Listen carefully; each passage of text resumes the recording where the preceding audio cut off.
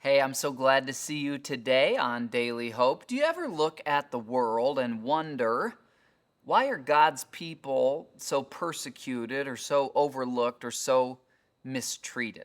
Well, this was the case about 470 years before Christ came to earth in the person of Jesus in the Book of Esther. Esther probably occurred about 30 years before Nehemiah, the book that we looked at yesterday.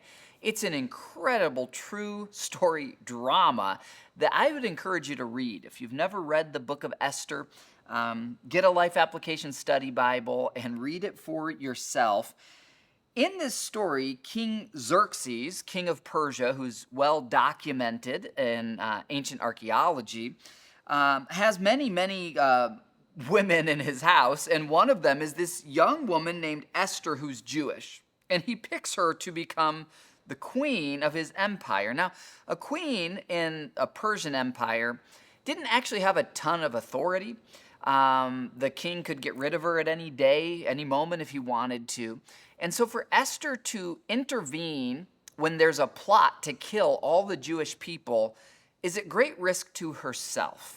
But she does. She chooses to obey God at great risk to herself, and God uses her obedience to spare his people from destruction and also to bring about justice. It's summarized in Esther 4, verse 14, when Esther's uncle, I believe, Mordecai, is speaking to her, and he says this, quote, "If you keep quiet at a time like this, deliverance and relief for the Jewish people will arise from some other place. But you and your relatives will die.